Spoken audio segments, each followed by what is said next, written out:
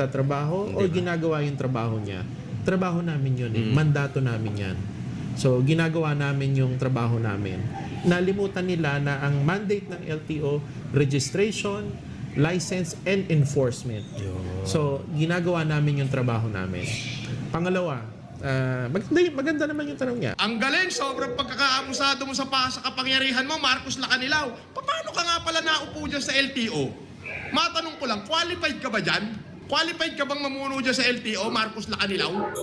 Okay, ganito. Bago ako pumasok sa LTO, kung pag-uusapan natin yung posisyon sa gobyerno, dati akong Assistant Secretary ng Office of Civil Defense. Okay. Under yan ng Department of National Defense. Ako ay na-promote. Ako yung naging Special Envoy on Transnational Crime with the Ambassador rank. So, Ambassador rank ako noong time na yon. Under ko nga yung naging kontrobersiya naman yan, yung Interpol. Ako yung isa sa Pilipino na nakakuha ng maging chairmanship ng United Nations sa Geneva, Switzerland para sa chairmanship ng Arms Trade Treaty.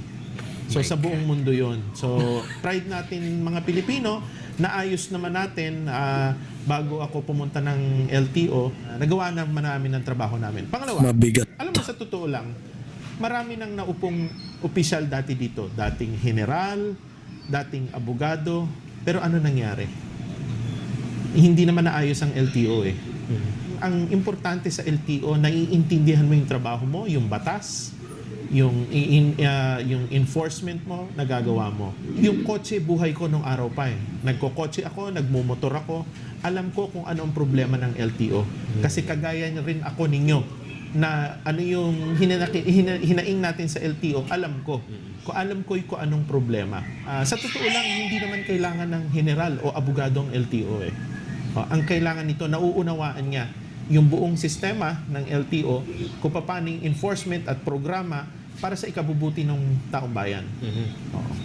How about dito, Asek, kung sakaling may sagot ka, pasalamat daw at hindi nanalong politiko si Mangusin, kung hindi, may kinalagyan daw kayo sa kanya.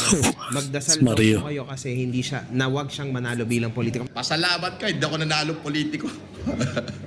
Kung nanalo ako, may kinalagyan ka sa akin. Masyado kang abusado, Mr. Lacanilaw.